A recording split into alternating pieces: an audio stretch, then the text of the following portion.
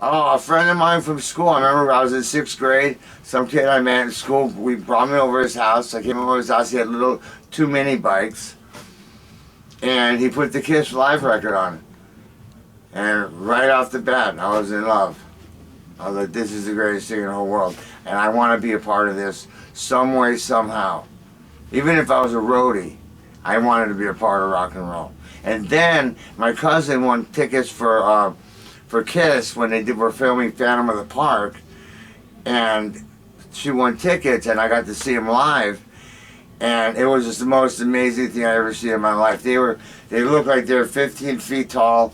The music was so beautiful and so loud and just filled my whole body. I was just watching Peter Criss play drums going, I want to do that. I want to be a part of this. My first drum set I bought from Earl Shive's grandson, the guy who paints cars. His grandson sold it to me for $125. And it was pretty much just cardboard with paint on it, but it was mine. And I had it for about a week, and then one day I came home from school and my drums and my clothes were on the sidewalk, and next thing I know I was moving to Hollywood living with my grandparents. Cool. My family didn't go for the drums. Well, the first record I ever bought was Kiss Alive 1, and that was it. It was like the first time when I was 11 and I smoked pot.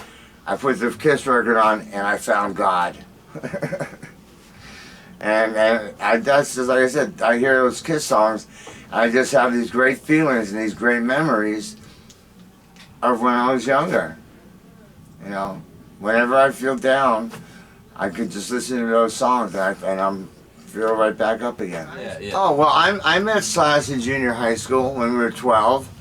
I had my teacher, I lived in my grandparents' building. When I lived with my grandparents, I told you my drums and clothes were on the street. So I moved to Hollywood and lived with my grandparents. And my history teacher, she lived in the same building.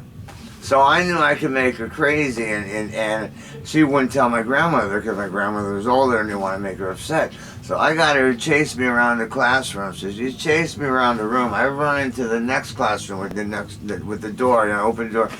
And there was this kid, and the teacher had his finger in his face going, you're going to be a loser and a bum your whole life. And it turned out to be Slash. And the class was over. I went back, the class was over. We went outside. It was a 3-story school building. And it was when Steve Martin, King Tut was really big. And we stood on the railing on the 3rd floor on one foot and we sang King Tut. The teacher came out. And get the hell out there. And then about a week later, we consistently did school together every day. And my grandmother had a guitar that she got me because she was, always came from a musical family and wanted me to be part of music. Got me a guitar and a little amplifier. But it was just too complicated. I don't have the brain for it. I'm more of a pounder. And after the teacher threw us off out of school, we went to my grandmother's. I put my Kiss Alive 1 record on, and I plugged my little guitar in, and I played it, and I think by a week later, Slash had it, and about a week after that, he was actually playing it, and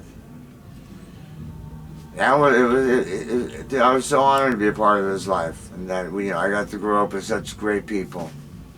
And then Axl and Izzy, me and Slash, later on when we grew up, we were walking down Sunset Boulevard, and they used to flyer everywhere. There was bands that flyers, so there was flyers all over the sidewalk. And we saw this one flyer that just stood out. It was a black and white, this plain black and white flyer, and it stood out. We picked it up and looked at it. And the singer and guitar player, they just looked so cool.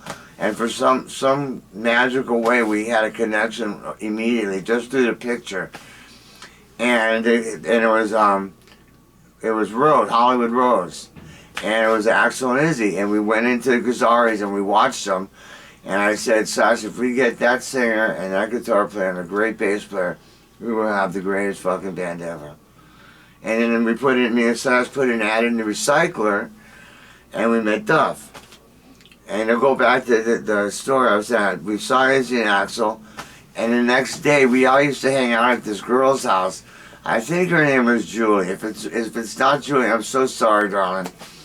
But she was this great girl who lived on Palm Street, and we used to a bunch of rockers would hang out at her house before we go out to party, or then after the clubs we go back to her house.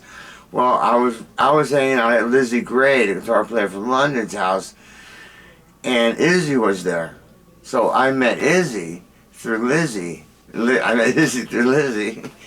And I was leaving them, I was going over to the girls' house, the girls' apartment, and Axl was crossing the street. We met each other in the middle of the street. But I didn't recognize him because when he was on stage, he had his hair all poofed up, he had makeup.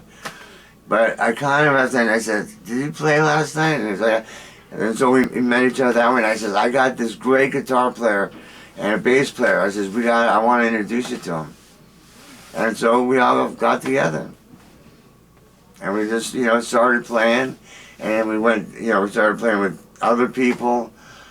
It all came around to where the five of us were eventually going to be all together.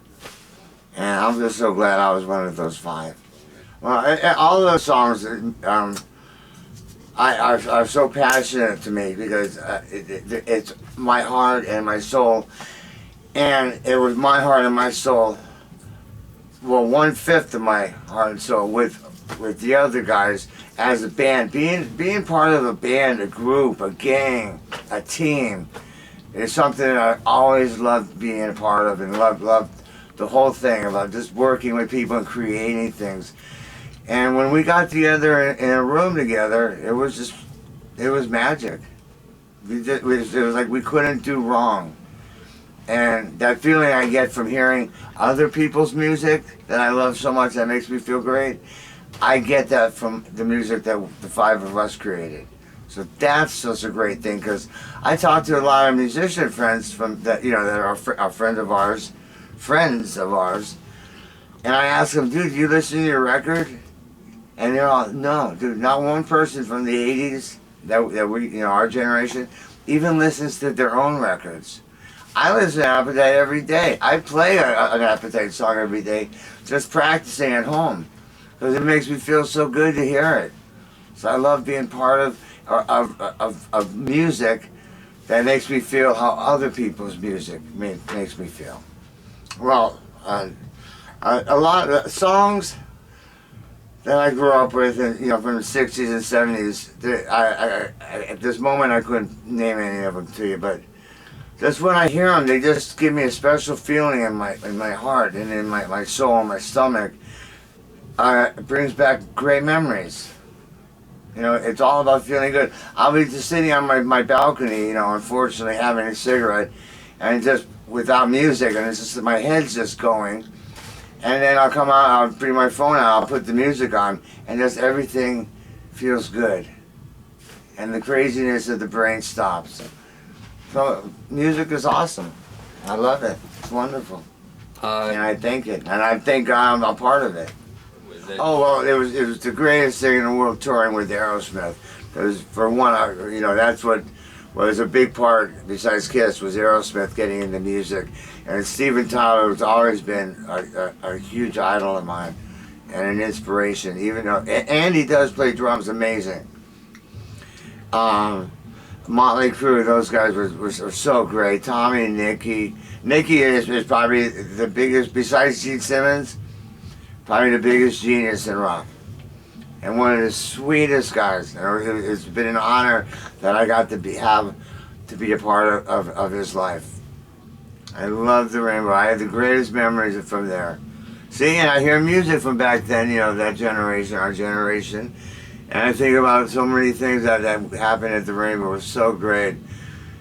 It was just constant. I was constantly smiling. I think I smiled consistently through the 80s. And with the GNR guys, I have no idea. I'm just glad that me and Slash still talk, and Duff. But especially Slash, because we have such history together.